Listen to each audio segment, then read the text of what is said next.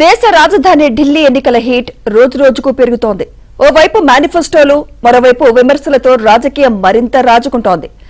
ఢిల్లీ యువకుల కోసం కాంగ్రెస్ పార్టీ మేనిఫెస్టోలో మరో పథకాన్ని ప్రకటించింది.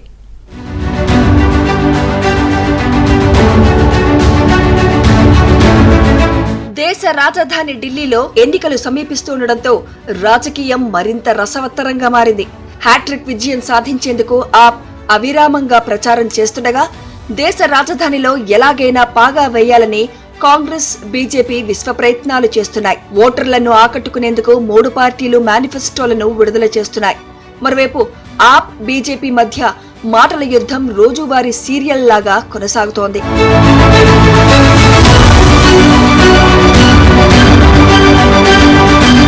శనివారం నాడు కేంద్ర హోంమంత్రి అమిత్ షా మురికివాడల్లో నివసించే ప్రజలతో సమావేశం నిర్వహించారు.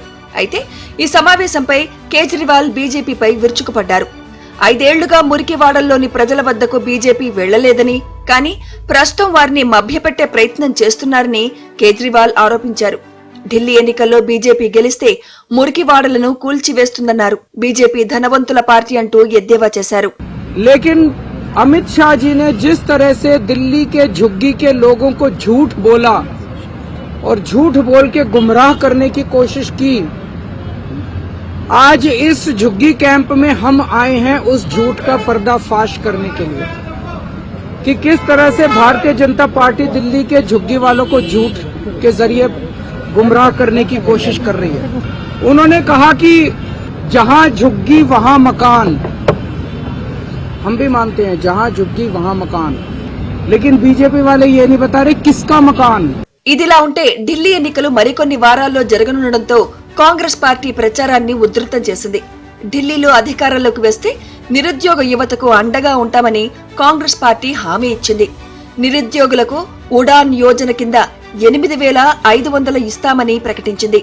ఏదైనా కంపెనీ లేదా ఫ్యాక్టరీలో తమకు ఉన్న నైపుణ్యాలను చూపించిన యువతకు ఆర్థిక సహాయం చేస్తామని సచిన్ పైలట్ తెలిపారు. ఇళ్లల్లో ఖాళీగా కూర్చునే వారికి ఉచితంగా సొమ్ములిచ్చే పథకం కాదని స్పష్టంగా వెల్లడించారు.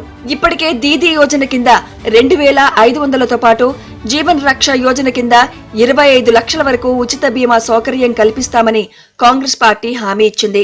नौजवानों के लिए और हम चाहते हैं कि इस दिल्ली प्रदेश में जो लोग रहते हैं, जो शिक्षित लड़के लड़कियां हैं, जो बेरोजगार हैं, जिनको मौका नहीं मिल पा रहा है, उनकी मदद करने के लिए हम लोग उनको कंपनीज के माध्यम से, फैक्ट्रीज के माध्यम से उनको अब्जॉर्ब करवाएं और 8,500 रुपये प्रति माह 1 वर्ष तक उनको ट्रेनिंग के लिए दें, ताकि वो अपनी गुणवत्ता को बढ़ा सकें, ताकि 1 साल के बाद अपने पैर पर खड़े हों। आज नौजवान को अंधकार दिखता है, ना तो केंद्र सरकार और ना राज्य सरकार। उनको चिंता है किसी के मकान पे कितना खर्च हो रहा है, किसी पे आरोप लग रहा है, कीचड़ उछाले जा रहे हैं और एक टकराव की स्थिति पैदा हो गई है। दिल्ली में सरकार पहले शीला जी की थी और केंद्र सरकार भाजपा की थी, कोई झगड़ा नहीं होता था, सारे काम आराम से होते थे। लेकिन इस प्रकार की राजनीति को निर्मित किया गया है जो मैं समझता हूँ दिल्ली के हित में नहीं है, इसलिए हम लोगों ने अलग विजन दिया है और आज नौजवानों के लिए 8,500 रुपये प्रति माह की हमने एक योजना लॉन्च करी है. ఢిల్లీ అసెంబ్లీ ఎన్నికల వేళ కీలక పరిణామం చోటు చేసుకుంది.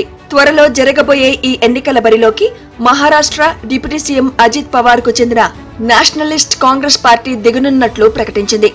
25 నుంచి 30 స్థానాల్లో అభ్యర్థులను నిలపనుంది. ఇక బీజేపీ సీఎం రమేష్ బిధూరి అంటూ కేజ్రీవాల్ చేసిన వ్యాఖ్యలపై రమేష్ బిధూరి స్పందించారు. తాను సీఎం రేసులో లేనని స్పష్టం చేశారు.